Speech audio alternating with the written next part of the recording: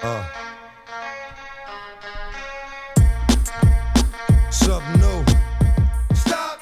Salut la gang, bienvenue à Radio B52, votre podcast de la province de Québec, la belle province. On passe ça.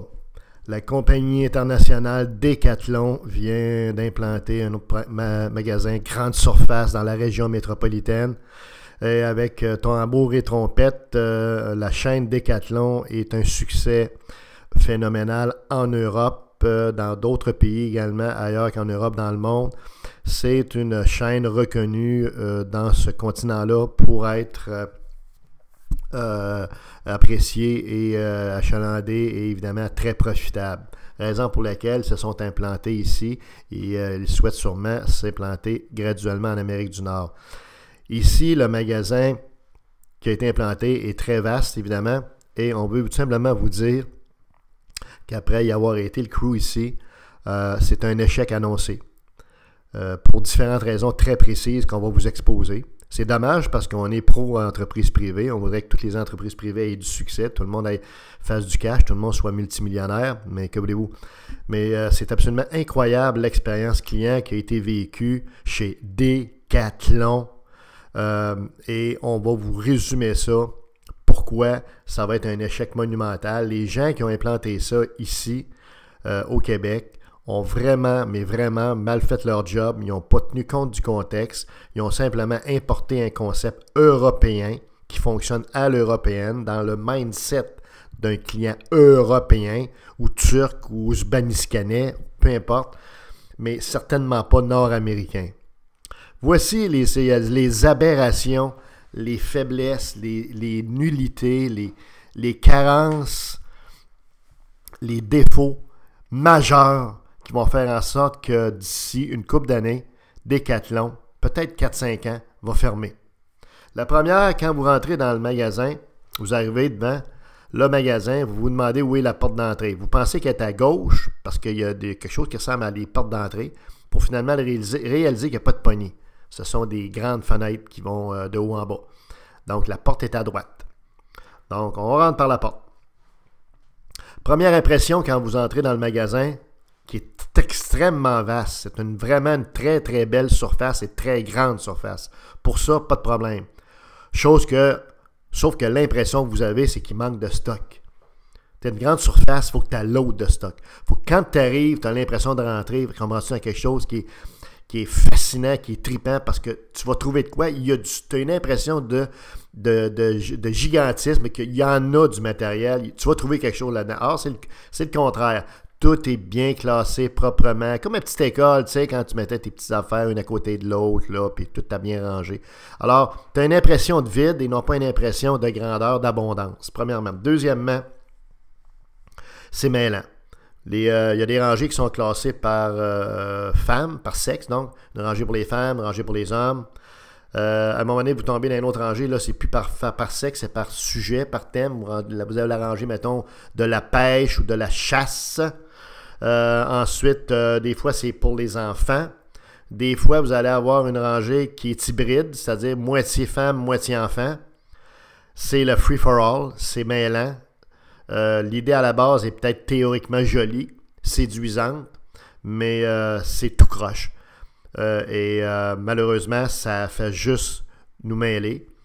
Et ça fait en sorte que c'est un peu déroutant comme client en quelque part. OK? À la limite, si tu veux vraiment avoir femme-homme, ben, tu regroupes toutes les rangées femmes ensemble d'un côté du magasin, puis toutes les rangées hommes ensemble d'un autre côté, puis peut-être d'autres rangées regroupées par thème ou d'autrement, mais certainement pas tout mêlé alternativement comme c'est actuellement présenté dans ce free-for-all, dans ce foutoir de bordel de magasin. Donc, autre raison, c'est qu'il y a, il y a des enfants qui courent un petit peu partout.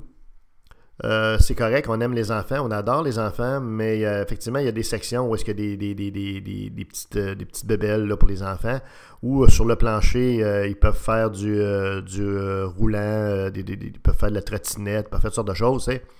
Puis c'est bien correct de permettre une certaine liberté, sauf que là, tu te promènes à travers, dans le fond, des enfants qui font sur toi, tu sais. Alors, voilà, c'est peut-être une bonne idée encore une fois, là, mais je ne suis pas certain que tout le monde est à l'aise là-dedans, dans ces rangées-là où les enfants sont rois. Déjà qu'ils le sont à la maison avec des parents qui ne sont pas capables d'assumer leurs responsabilités. On peut-tu dans les magasins au moins avoir l'impression d'être un petit peu en contrôle et de ne pas être assujetti à des enfants rois.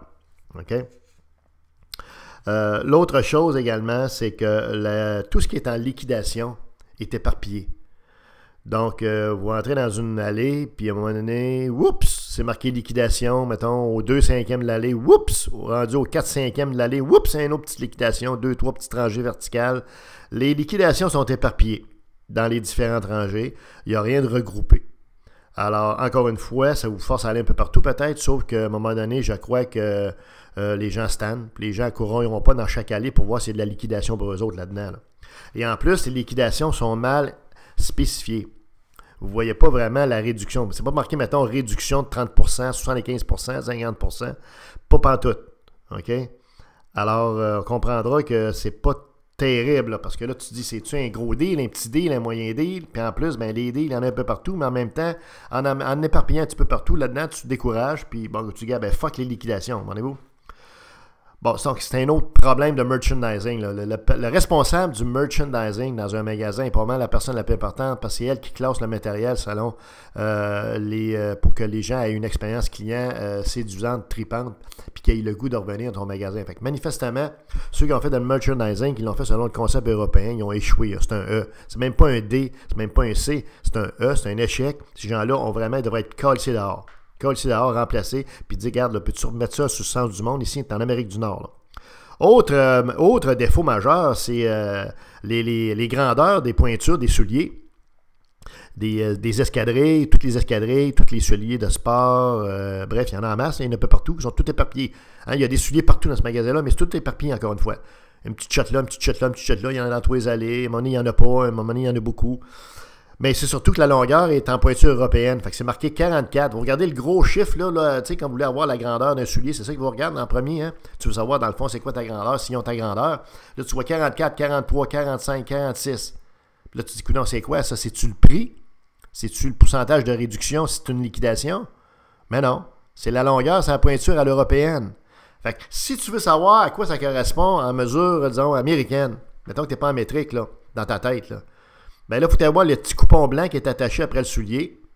Puis là, tu vas avoir une équivalence. Puis ils vont dire, ben 44, c'est équivaut, mettons, je sais pas, au moins à 11 en pointage américain. D'autres choses, si t'es en Angleterre. D'autres choses, si t'es en Turquie. D'autres choses, si t'es mettons, en Russie. Bref, c'est pas terrible. C'est vraiment pas terrible. Très, très, très, très dommage. Comprenez-vous, c'est pas intéressant. Ça te donne juste le goût de pas acheter de souliers, pas d'escadrille non plus. Comprenez-vous? Ensuite, il n'y a absolument rien au niveau professionnel dans ce magasin-là. Si vous cherchez les chandails du Canadien, des Maple Leafs, de la NFL, du baseball majeur, n'importe quoi, vous n'aurez pas. Il n'y a rien, absolument rien. Niet, nada, nada. Bon, c'est ça. C'est absolument aberrant d'un magasin de sport en Amérique du Nord qui n'ait aucun matériel, aucune babelle, du Canadien notamment. Comprenez-vous que ce soit des trucs, des tasses, des capotes, comprenez-vous, des chandelles, n'importe quoi, tu sais. Rien au niveau professionnel. Fait que là, ils ne retourneront pas. Il y a des gens qui veulent juste aller voir des sections où il y a du matériel professionnel, ils ne retourneront pas là, comprenez-vous. Ensuite, les prix sont élevés. S'il y a une section où il y a des liquidations, comme on vous a dit, sont éparpillés, mais les prix en général sont élevés. Et puis, ça, c'est un... Je pense que tu sais, je veux dire, dans le fond, là, c'est comme un gros sport expert. Tu sais, sport expert, c'est cher. Ben, tu sais, on sont un peu dans la même gamme de prix. Fait que l'idée, là, que Decathlon, là, tu peux avoir des deals là, des aubaines là, payer des affaires pas chères. Peut-être en fouinant, peut-être tu vas avoir 2-3 racks. Mais les 2-3 racks sont éparpillés sur quelque chose qui est à 1000 $. Comprends-tu? Fait qu'il faut que tu les trouves, les racks, puis tu les trouveras probablement pas. Comprenez-vous? Fait que, tu sais, je veux dire, c'est pas terrible, tu sais. Fait que c'est ça qui est ça, tu sais. En terminant, on vient sur les souliers. Il y a des souliers partout. Il y en a dans le fond, il y en a dans chaque allée, il y en a un peu partout. Il n'y a pas beaucoup de commis. Est-ce que c'est la pénurie de main-d'œuvre, tout ça? Mais si c'était rien que ça encore, ça pourrait aller. Donc, on vient de vous résumer pourquoi ça va être un échec, malheureusement. On aimerait dire autre chose. On vient de vous résumer avec une analyse détaillée que l'expérience client chez Decathlon est absolument désolante, désagréable. Vous sortez de là les mains vides, vous êtes content de repartir, puis vous dites, tiens, qu'une chose, je remettrai pas